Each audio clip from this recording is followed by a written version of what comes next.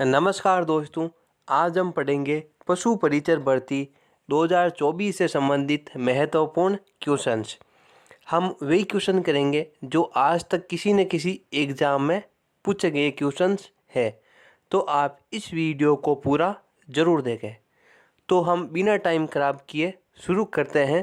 पहला क्वेश्चंस, दूध के निम्न उत्पादों में से कौन से उत्पाद में वसा की मात्रा सर्वाधिक पाई जाती है?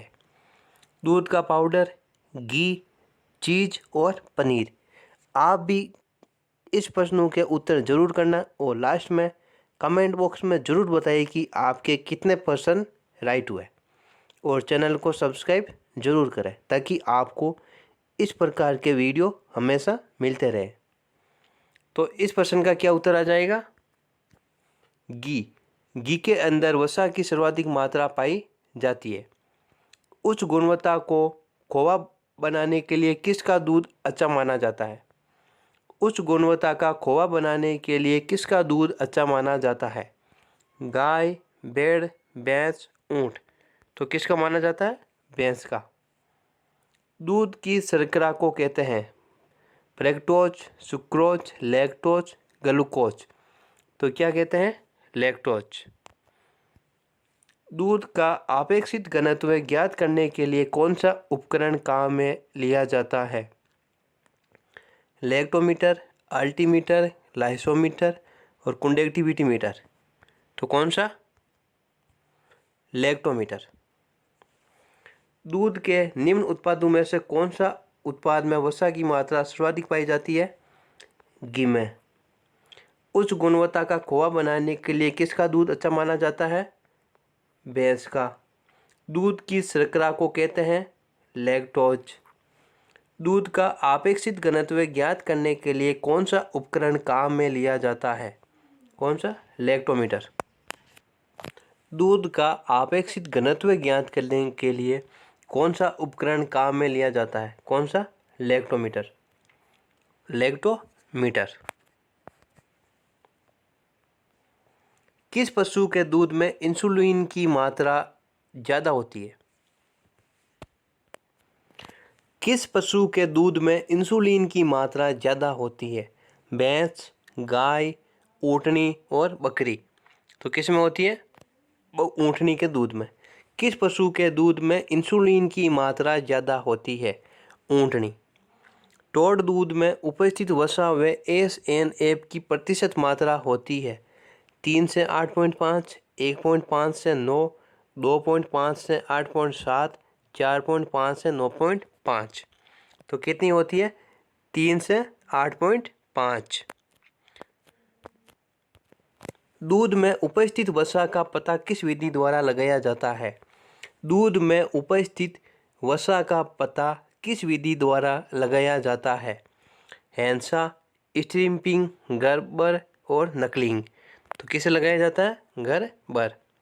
गाय के दूध का पीला होने का कारण है केराटिन, कैरोटीन, खनिज लवण और लैक्टोज। तो क्या कारण है? कैरोटीन। कैरोटीन।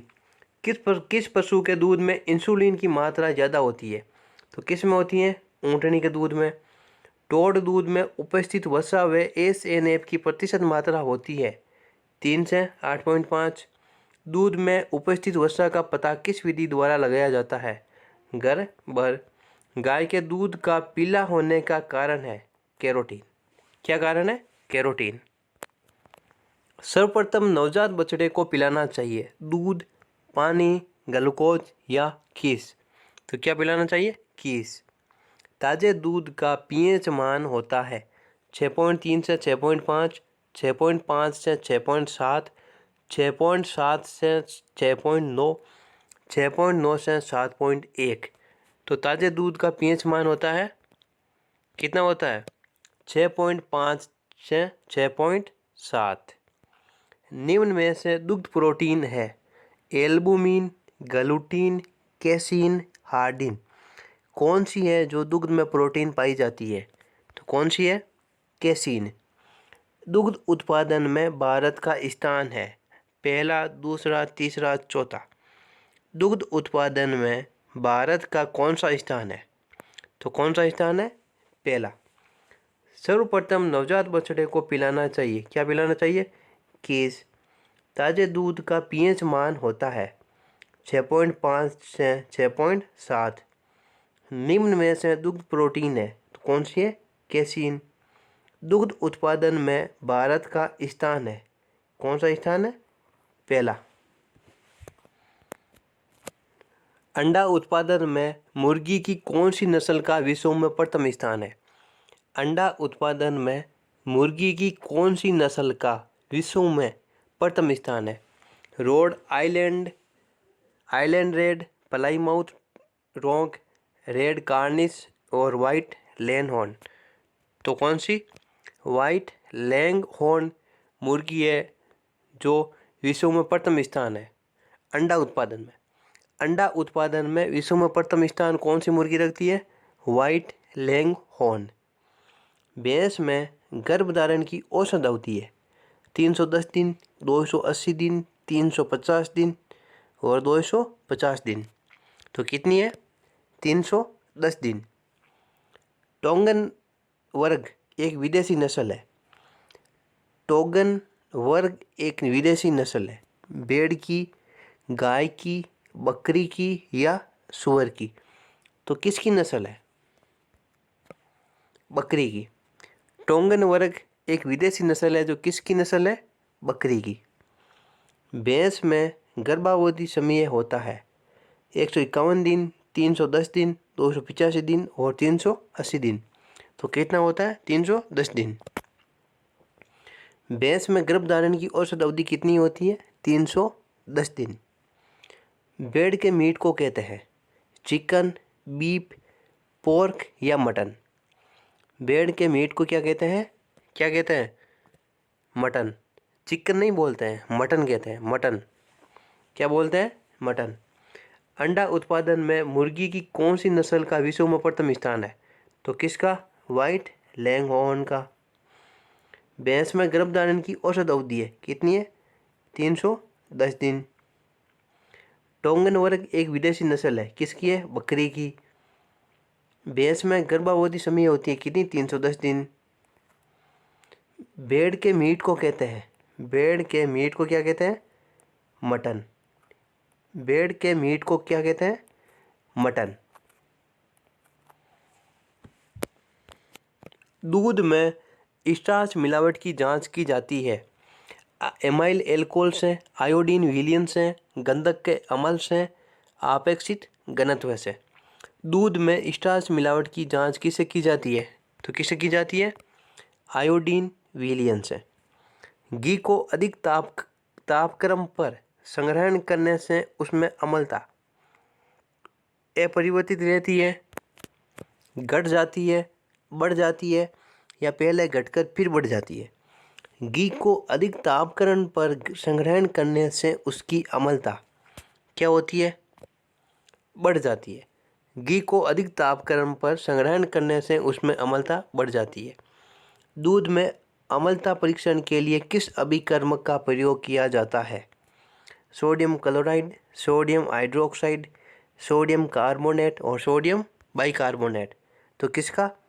Sodium hydroxide. दूध में अम्लता परीक्षण के लिए किस अभिकर्मक का प्रयोग किया जाता है? Sodium hydroxide. सोडियम हाइड्रोक्साइड का फॉर्मूला क्या होता है? आप कमेंट बॉक्स में ज़रूर बताना कि सोडियम हाइड्रोक्साइड का सूत्र क्या होता है। कीस का आपेक्षिक घनत्व कितना होता है?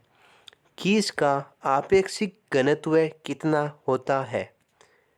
1.028 से 1.03, 1.03 से 1.04, 1.032 से 1.038, 1.040 से 1.080। तो किस का आपेक्षिक घनत्व कितना होता है? 1.040 से 1.080।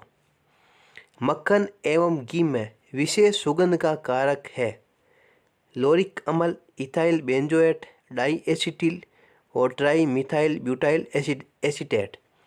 तो मक्खन एवं घी में विशेष सुगंध का कारण क्या होता है? Diacetyl. Diacetyl. दूध में स्टार्च मिलावट की जांच किससे की जाती है? दूध में यदि स्टार्च की मिलावट है तो किससे जांच की जाती है? आयोडीन विलयन से। आयोडीन विलयन से। घी को अधिक तापक्रम पर संग्रहण करने से उसमें अम्लता बढ़ जाती है। क्या हो जाती है? बढ़ जाती है। दूध में अम्लता परीक्षण के लिए किस अभिकर्मक का प्रयोग किया जाता है? दूध में अम्लता परीक्षण के लिए किस अभिकर्मक का प्रयोग किया जाता है? Sodium hydroxide. कीस का अपेक्षित घनत्व कितना होता है? 1.04 से 1.08। मक्खन एवं घी में विशेष सुगंध का कारक है, तो क्या कारक है? Diacetyl. डाई एसिटिल के कारण विशेष सुगंध आती है घी और मक्खन में। कीस के बारे में निम्न में से कौन सा कथन सही नहीं है? कीस के बारे में निम्न में से कौन सा तथ्य सही नहीं है? कीस में विटामिन ए भरपूर मात्रा में होता है, यह तो सही है। कीस को नवजात पशुओं के जन्म के बाद आधे से 2 घंटे के अंदर देना चाहिए, ये भी सही है।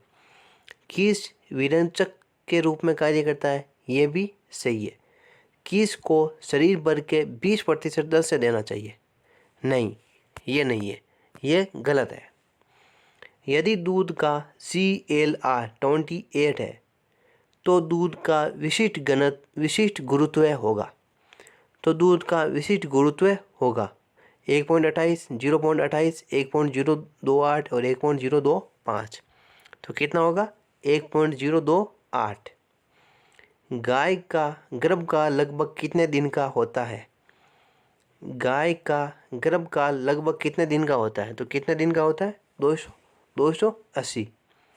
गाय का गर्भकाल कितने दिन का होता है? 280 दिन का। किस के बारे में निम्न में से कौन सा कथन सही नहीं है? ये एग्जाम में बहुत ध्यान देने की बात है कि क्वेश्चन में नहीं पूछा है या पूछा है। ये क्वेश्चन पढ़ने योग्य क्वेश्चन होता है, तो आप इस बात का जरूर एग्जाम में ध्यान रखें। तो किस में विटामिन ए भरपूर मात्रा में पाया जाता है और 2 घंटे के अंदर देना चाहिए, और ये एक विरेचक के रूप में कार्य करता है। अब गाय का गर्भकाल लगभग कितने दिन का होता है? 280 दिन का। और भैंस का गर्भकाल कितने दिन का होता है? इस प्रश्न का उत्तर आप कमेंट बॉक्स में ज़रूर बताइए कि भैंस का गर्भकाल कितने दिन का होता है।